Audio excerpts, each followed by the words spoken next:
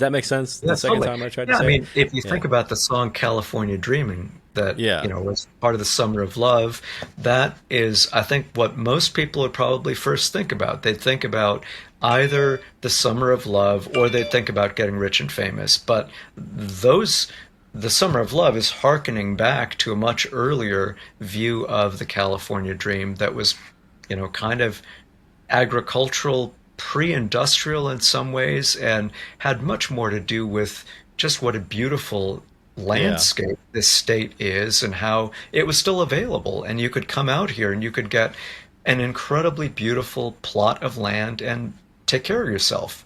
When I think about opportunity, when I think about the California dream, I think much more in terms of self sufficiency, the ability to be self reliant, the ability to just make it without being extraordinary or having extraordinary advantage.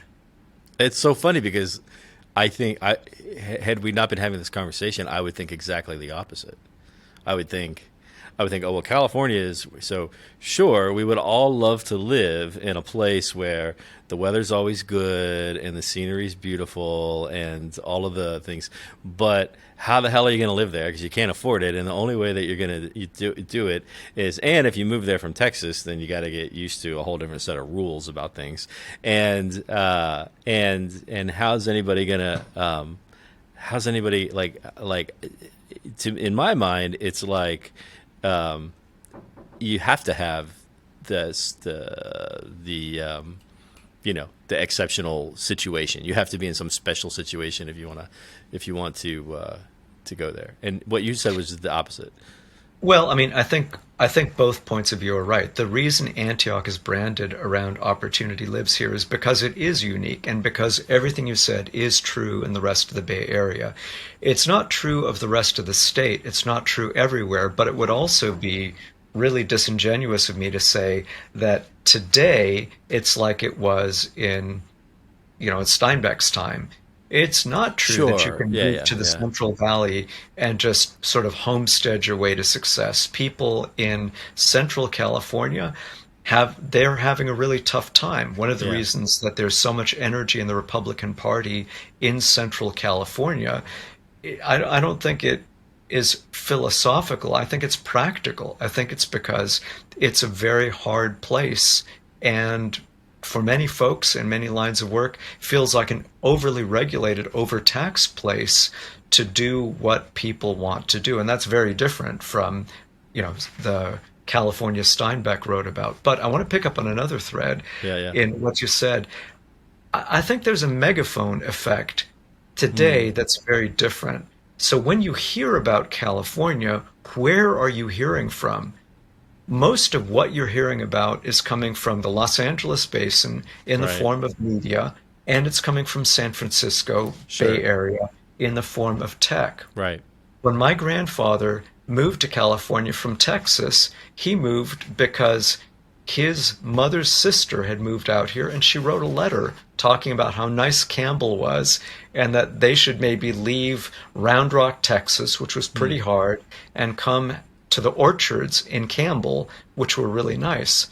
Now, the orchard he eventually came to is now a parking lot, literally, Yeah. not figuratively, and it's part of Silicon Valley. All of those orchards are gone. It's just Yeah. urban sprawl. But the more important point is back in the day, people didn't hear about California so much by megaphones as by one-to-one letters saying, hey, it's better here in this very specific way that you're Yeah. looking for. Yeah. Come here. And it's just a very different way of experiencing California or thinking about opportunity. Sometimes it's hard to, at least for me personally, to continue to acknowledge that because I get so irritated about all the bullshit that, like, all the new, like, ways that government wants to stick their fingers into everything that's going on. Totally. But when you kind of hold it up to the the big picture globally, we're still. Oh, the news just came out. But it's a slippery slope, as they say. Absolutely. Well, the news came out last week that I think it was Indonesia. In fact, I know it was Indonesia that was going to enforce specific rules associated with being a Muslim nation. Yeah. So the government do that. there has very much so said, we are a Muslim nation, we're going to operate this way. I'm not casting any stones at that, but the government has decided, decreed that this is the way it's going to be. At least in the United States, the system is set up in such a way that we can push back on that. As the voting population, we can push back on that. So we Except in Arizona. Everywhere else you can't. But we can choose, right? By and large, we can choose who our representatives are, what the legislation is that we will entertain, and if the system gets off the tracks, we have an obligation and a responsibility and the opportunity to right it. In theory. Yeah, in theory. How much do you think people? So, if you went backward in time to my parents and your parents, their generation, and you surveyed how many people, just in general American society, are aware, like that's our role in this whole thing, right? Like what you just said, probably more than like how many people now do you think really? That's a beautiful question. So, I actually want to go back to one of the episodes that you had with your barber. My barber, Cosme. Yeah, Cosme. So I thought it was a fantastic episode, and one thing that you two talked about is being able to put your eyes on and know the enemy. And so the statement that came out was, I think you asked Cosme, do we know who the enemy is? And he said, well, we can't see that person. We can't see that enemy now. Yeah. And I will argue, and this is kind of a... It's funny, I don't remember this at all. Yeah, well, you're welcome. The memory thing, yeah. Yeah. But I would argue that we've seen the enemy, and the enemy is us.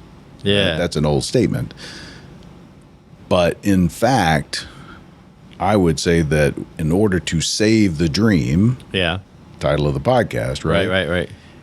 We have to first look at ourselves and our immediate control, right? So I have to look at myself. Am I doing the right things? Am I owning up to that? Am I looking at my children and what lessons I'm teaching them and instilling in them, values that I'm instilling in them? Are those the right values? Am I being truly introspective about that and showing up in a way that by conscious choice, I'm doing the things that I think are going to make a difference? And I think we've lost sight of that. Because I think your story's interesting. And you started talking about the book. So you wrote the book. We did. So that one's published, and that was part one. And then we're working on a second one. Yeah. And that one is going to talk about the journey, right, from the motherland, right, Vietnam. And, after the fall of Saigon, there was a mass exodus of just people trying to leave, right? Yeah. And so from there, our family had tried many times to escape. But you've got the Viet Congs that are, at different checkpoints. And every time we tried... We had 4 attempts of trying to flee the country.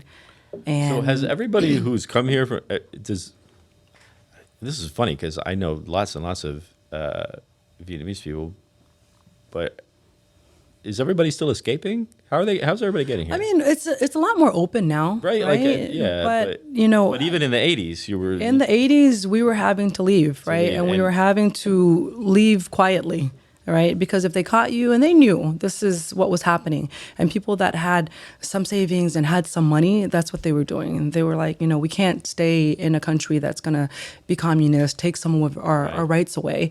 Fast forward to where we are now. Vietnam's definitely a lot more open. Yeah. They're open to trade. And this is the main thing. They're open to educating their citizens, which is, again, another pillar to spawn some economic growth, right? So, but you guys made it in 1984. We made it by the grace of God, right? I think we were on a boat, and my mom, this is maybe a spoiler alert, but in the story, we'll talk about basically how, my brother and I were the only kids on that boat, and there was probably about 30 people on the boat. And the only reason why we were saved, because at that time, there were all of these little mini pontoon boats that were in the ocean, the South China Sea. And we were luckily saved by like a Norwegian. So you're not like on a big like No. I mean, at any point, like some people lost their lives because the boats capsized or they didn't have enough water. And how far did you have to get on the little boat before you got to something bigger? I mean, those details are from my mom. I mean, she tells me these stories, and so I'm just retelling you from how I know that I'm here, right? Yeah, So I mean, you're out in the ocean.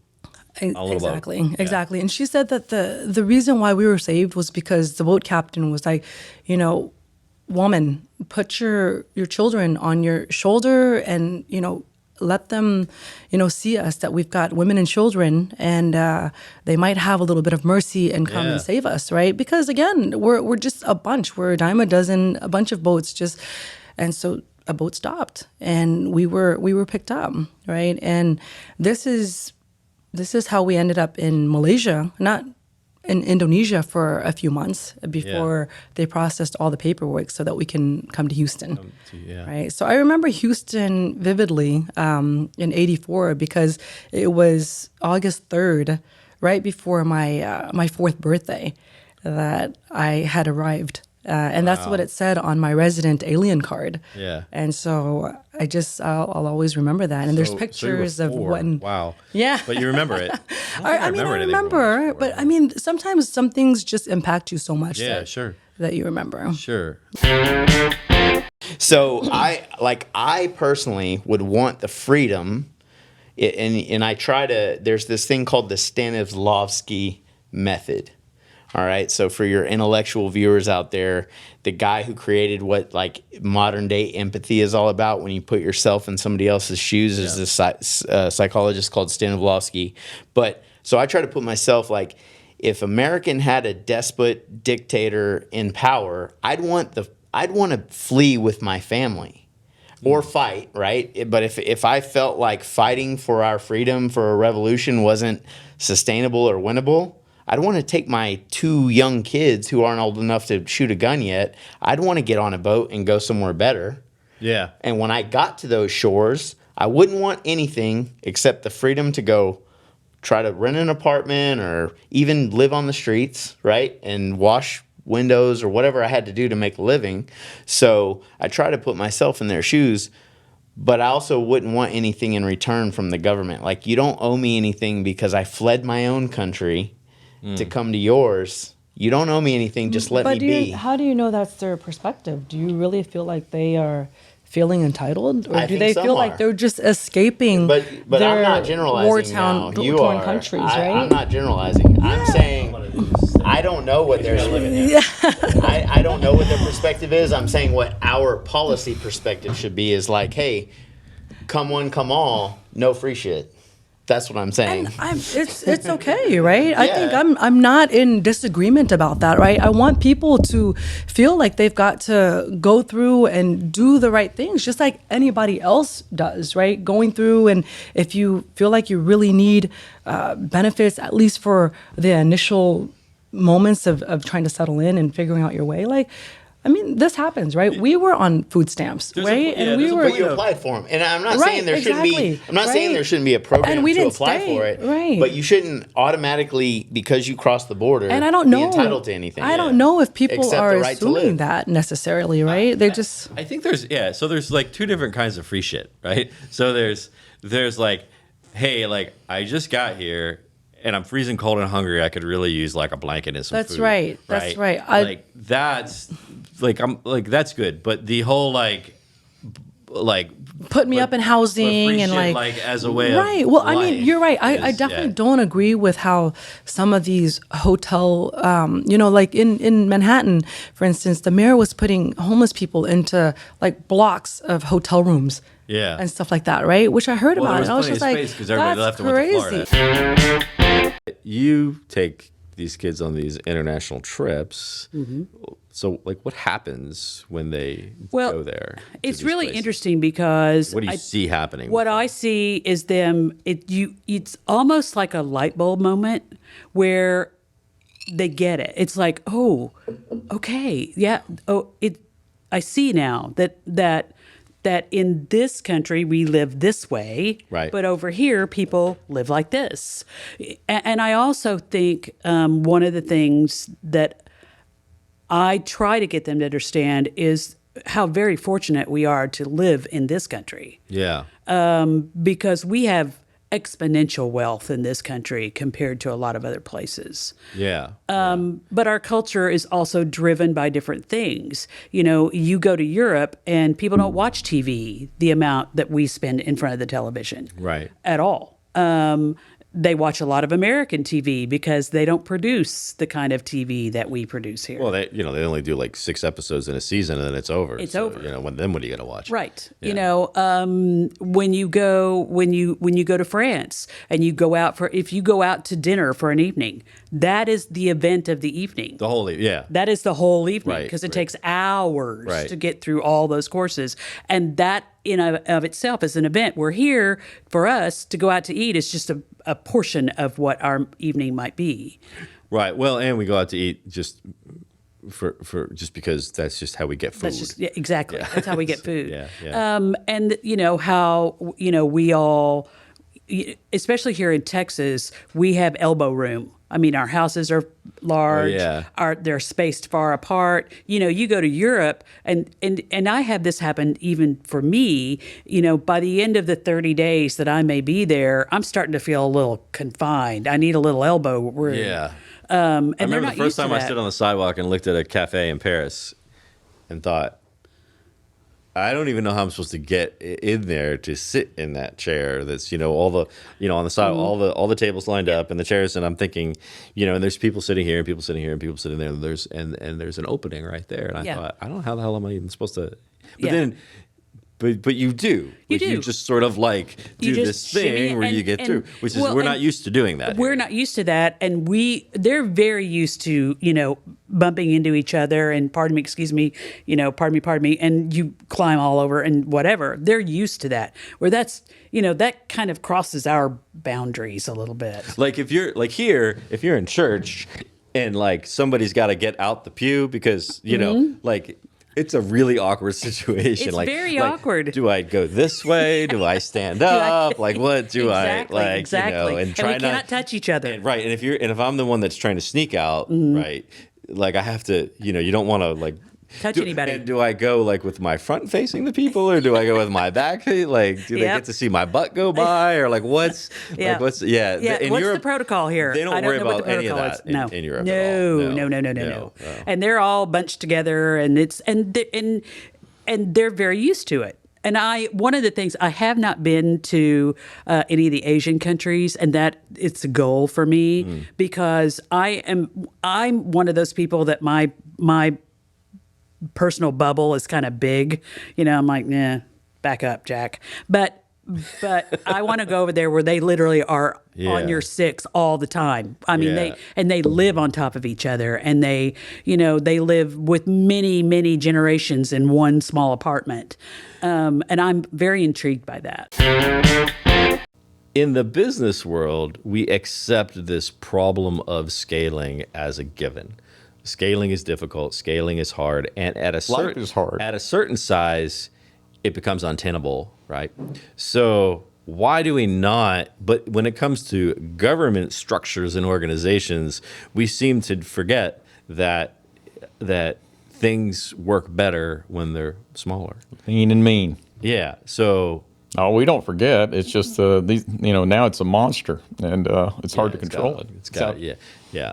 But but that's why.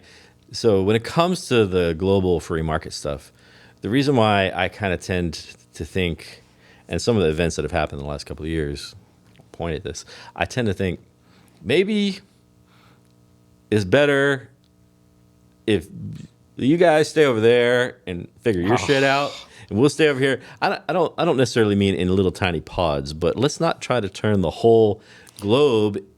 Let's not try to unite the whole thing economically when we're a real long way, because none of the other stuff, all the other socioeconomic stuff doesn't work on a global scale. Like we have problems. We get into fights with each other, and we have wars, and we have things and we have these half-assed organizations that are trying to, like the World Economic Forum and all these people who somehow know what's best for the world. So by connecting our economy into all of that uncertainty, you're just asking for trouble, I think.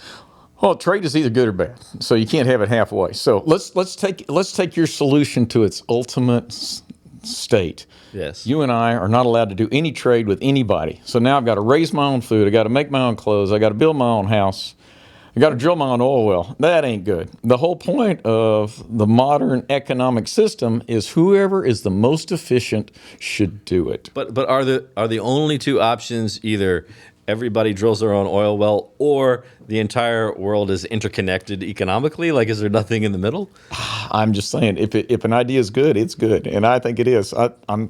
I believe that if in some small country on the other side of the world, if they're extremely good at whatever, they should be the ones that are doing that, and they should benefit from it.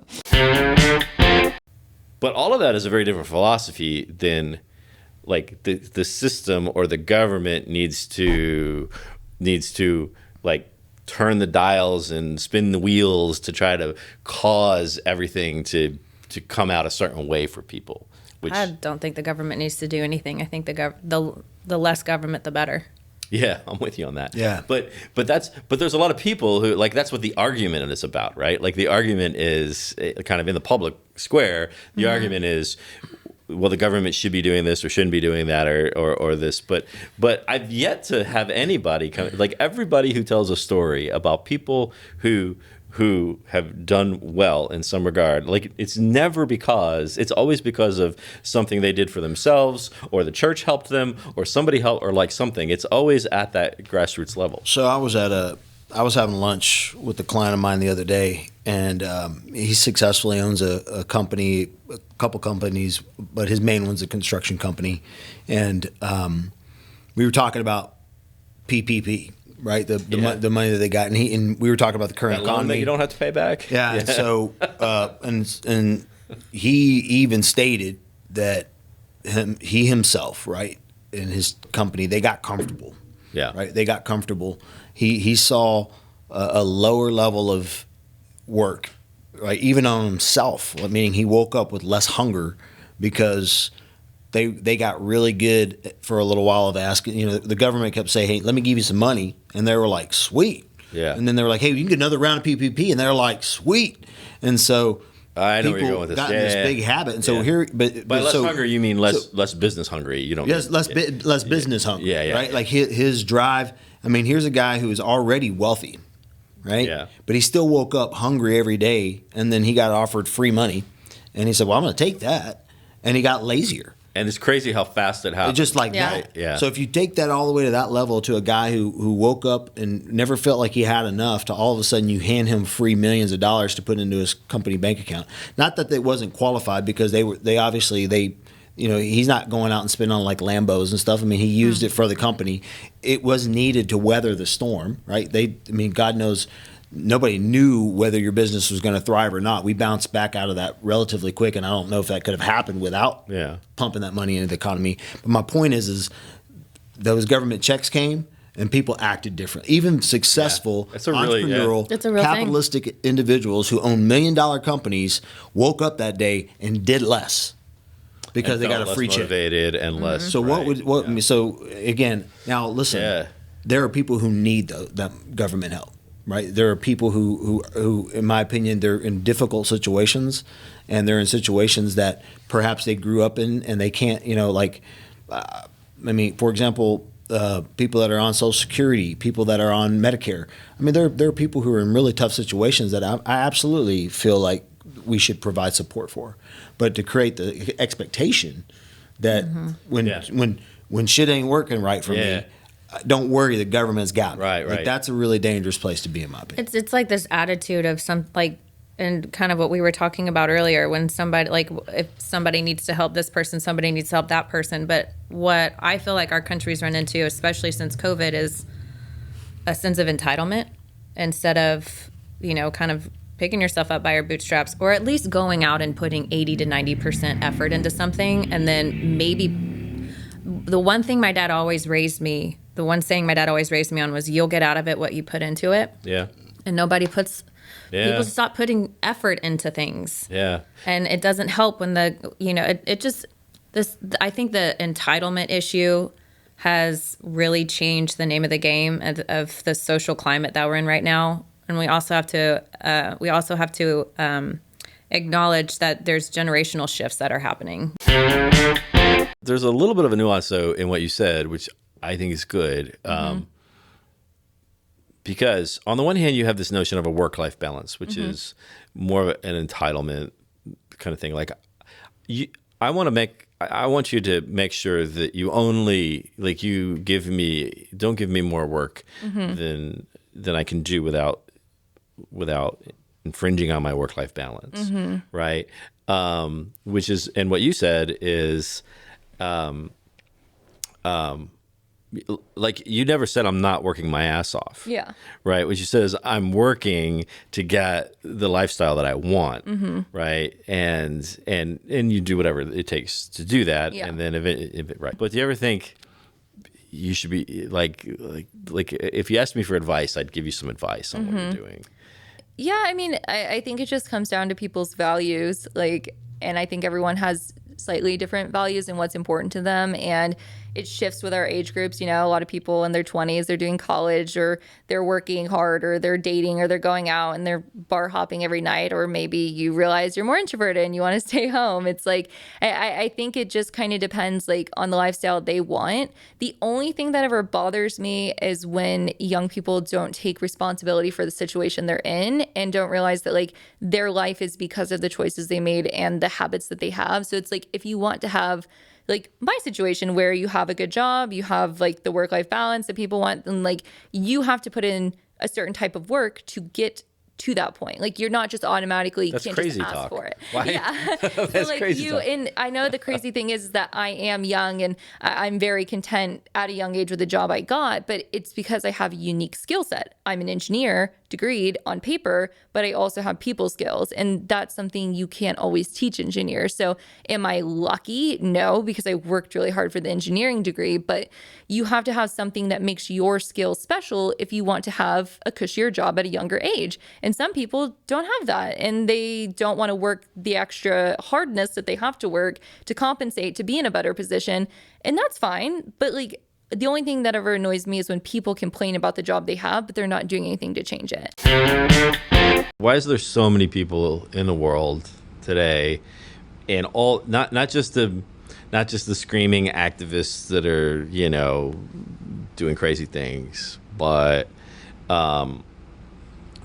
people in corporate, people in industry, people in politics, people, you name it, everybody's throwing in with this, with the notion that all we got to do is just build more wind farms, build more, what's the other thing? Solar. Yeah. Build more solar panels. And turn off all these coal plants and just do all the shit that, we just need to do it faster so that we can get there faster. So this is two different views, right? So on the one hand, we got you can't get that from here. Over here, you got lemmings to the sea. So why are so many people convinced that you can get there, and all we have to do is just hurry up and get there? There's a handful of reasons, in my opinion. Now, Michael, I'm still trying to figure this out. Quite simply, I had a podcast that failed because I couldn't get all the people that say they hate the oil and gas industry on the show to talk about it. Oh yeah, right? that's true. Yeah. So one thing is the anti-fossil fuel movement has done a wonderful job of marketing what they do. I will give them total street cred for that, right? Yeah, it's almost like it's a given. People don't even question it anymore. People don't even sit around going, we're not even debating. We've skipped over the debate about whether it's necessary and if it's possible, and we've just gone right on to this is what we're doing. Yep. At the same time, the oil and gas industry, and I'll take ownership of this, has done a horrible job talking about the facts of what we do, talking about the benefits we bring to mankind, the fact that you can harvest hydrocarbons responsibly. How about this for your listeners? The fact that hydrocarbons are still being made. You don't hear that anymore, right? Not at the same rate at this Jurassic and Pleistocene area, but right now here in the Gulf of Mexico, hydrocarbons are still being made. The oil and gas industry has done a horrible job of of educating the world. And then quite simply, there's a cultish element about it, and there always has been. You look at things like SARS, bird flu, killer bees, the hole in the ozone. As you went through time, you had all these global catastrophes, which, by the way, none of them ever happened. Right. But people bought into it. And there's a psychological reason for that. I don't know what it is. I'm not a psychologist. But there's a reason that people want to have a joint belief in something, whether it's based on science or not. And then what happens is you end up getting that crowd mentality. Like, well, everybody knows the Arctic will be ice-free by 2013, right? So everybody buys into that. Now, did the Arctic become ice-free in 2013? No, right? And actually, the Arctic ice is actually growing. People don't understand the science. So that's one of the reasons, is the fact that people don't understand the science. The anti-fossil fuel people have done an excellent job at marketing stuff. The oil and gas industry have done a horrible job at educating the public. And then you have this psychological component, which I can't figure out myself, that people want to believe in that. Yeah. It's I don't get it. Yeah, me neither. And when things don't turn out the way that everybody predicts, nobody ever goes back and says, and like recalibrates. There's that, and then there's also a component I've noticed lately that, once again, I can't quite figure out why, but there's an anti-human component of this. Like, there's something wrong with being a Homo sapiens. There's something wrong with mankind. And the only way we can make the world right is for mankind not to have any impact. We're a product of nature. Yeah. We're as natural. We follow the same rules of physics and chemistry as every other life form on this planet. There's a lot of things that other life forms do way better than we do. We just happen to collaborate really well, communicate really well, and build stuff really well. But this guy, Bastiat, he just reels it all back to a very simple view, which is that the purpose of the law is to do collectively what each person would do for themselves, which is defend their own life, liberty, and property. And I don't remember if I came up with this analogy or if I heard it somewhere. But the way I like to look at it is, let's say 50 of us landed on an island, and now we have to determine, who owns what property, how we're going to make sure that that property is protected properly to the proper owner. So basically, we land on this island. We all claim a territory, so we each have our own property. Now, how do we make sure that as a unified group of people, that we're making sure that everything is protected, our individual rights, my right to property, my right to liberty. And then where the government, in my opinion, becomes bad is whenever the majority or a group of those people, or even just a small portion of those people, now decide we want what that other person has, and we're going to turn the government around to where it starts taking away from people. We use it. Right. Yeah. And he calls it legal plunder. Yep. Right. Yeah, it's a great term. Legal plunder. So, well, and it's interesting. It's a good analogy, because what you're describing actually kind of did happen. It was called the Jamestown Colony, right? Yeah. And I think it was Jamestown, one of them. Yeah, I'm not sure, to be honest with you. But where the first year they decided that, so they did all land essentially, not on an island, but on a foreign shore. Yeah. And here we are, and we got to make a go of it. And the first year, they'd all decided that they were going to sort of take a collective approach, and we're all going to work and share everything amongst ourselves. Yeah. And they all almost starved to death. Yeah. And they were all I'm starting to remember that now. They were all complaining that this guy didn't do any work, and his kids are eating my food, and yeah. Kind of like humans do, right? Yeah. And so the next year, they're like, everybody for themselves, which is the individual responsibility that he talks about, right? That and once they said, okay, each person take care of themselves, then they flourished. They did great. Yeah, the free market works. And the only thing they needed was now government to prevent, like, if any of them were bad people, to prevent them from stealing from other people or hurting or profiting by somebody else's loss. Yep. And that was all the government needed to do.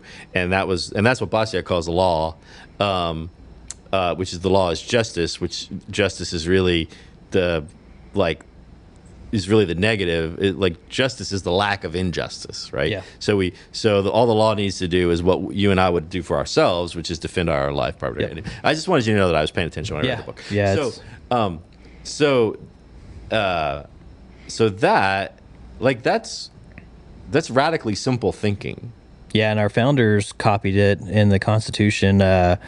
Originally, so we go back to 1776. They wrote the Declaration of Independence. I heard of that. And they started the Continental Congress. I think It it got was stolen one time too. I don't know if you know about that. No. Oh yeah.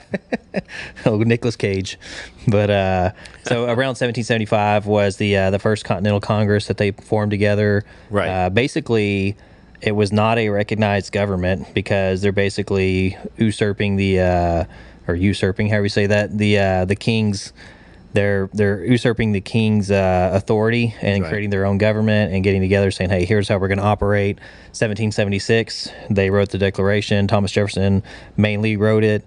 And his is a better version of what they actually came out with. They changed some of his wording in it. But you're only saying this because I remember you said you're a Jeffersonian Republican. I am a Jeffersonian Republican, yeah. And let's get to what that means exactly. But okay, yeah.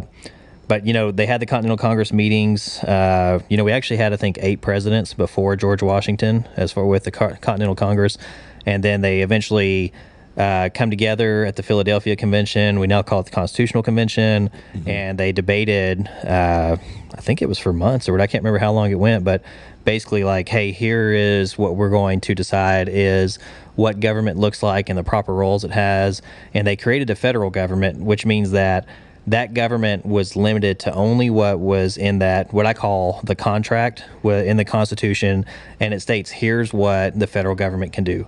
And then when they added the Bill of Rights to it, and thank God they did because they almost didn't, when they added that to it, the 10th Amendment said anything not within this Constitution is left up to the states. Right. So now you designated, you have this. That one's not advertised very much. No, they don't. Yeah, yeah and yeah. But you had this, in my opinion, this almost perfect federalist government that was limited to certain things, and then it was left free will up to the states outside of that what they could do. All right, so this is actually about senseless leisure or leisure for my British friends. Basic income and art. Now, this is written from the perspective of singularity, right? Eventually AI and shit like that takes over. All will displace work for the vast majority of individuals, and humans just aren't useful anymore. So that's why we got to have, and so what this article is really about is, why people are saying, well, we're going to have basic, or what's it called? Income? What's the income thing? Not basic income, but Universal basic income. Universal income, where you just chill out and float around in a lazy boy. We're going to, you can't do work anymore because it's all being done by the machines. So we just need to give you money. Right. And here we go. This is what happens. This is what happens to us. There it is. And, yeah, and that picture. So I remember when I saw Wall-E. When did Wall-E come out? Like, I don't know. It was early 2000s. Early 2000s. When I saw that picture, I thought. When I saw the movie, I thought, this is like so. Like you could see this happening. Yeah, you can actually see the path. Like that's Right. where we're at.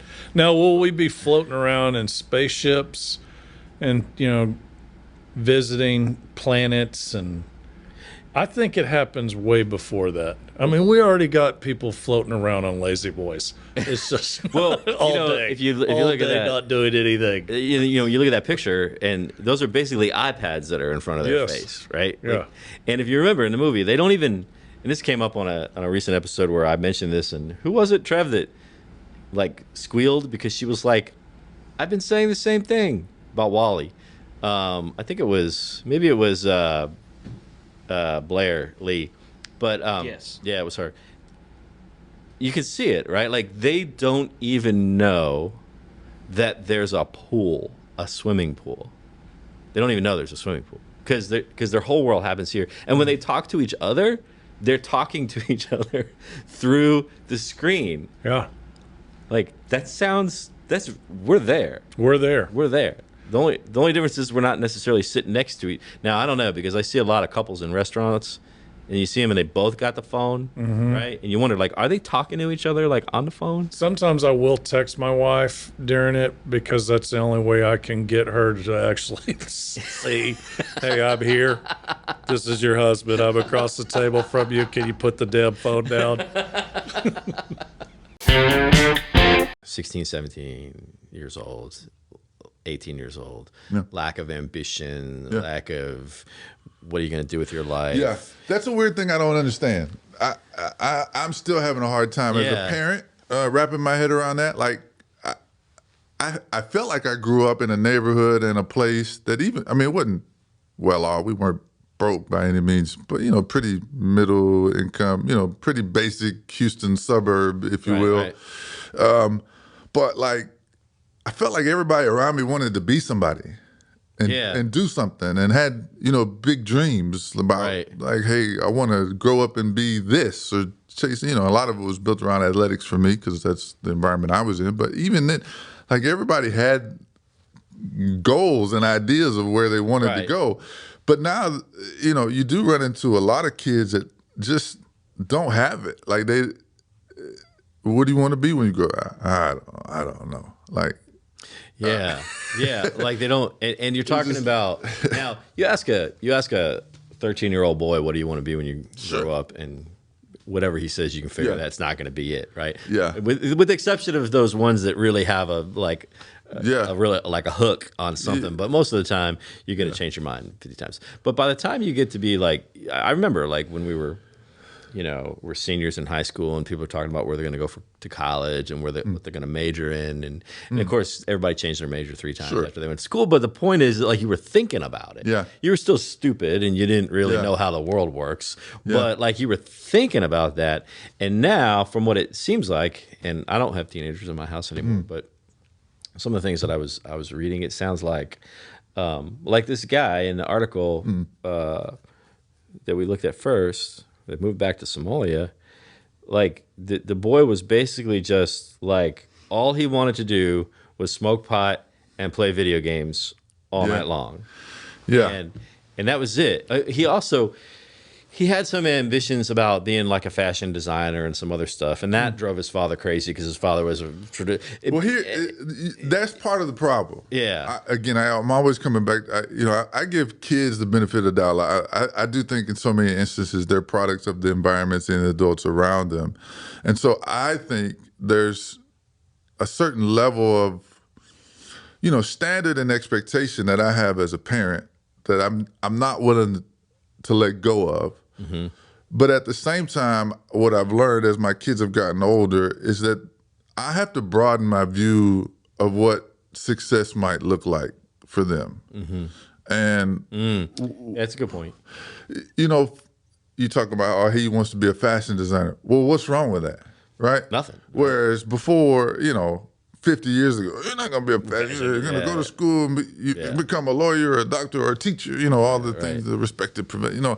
But like my kids will tell me now, I can learn more on YouTube than I can going to this class or going to, and in some cases that's actually true. Yeah. Like I give them a lot of crap because they watch a lot of mindless stuff on YouTube for sure. But one of my kids like built an entire computer just from watching YouTube videos. Like literally built, like for Christmas, what do you want? I want these computer parts. They're like, well, let's just go to Best Buy and buy a computer that'll actually work. And when it breaks down, then we can take it back and get it fixed. No. I want to build my own. And it's probably the best computer we have in our house. Yeah.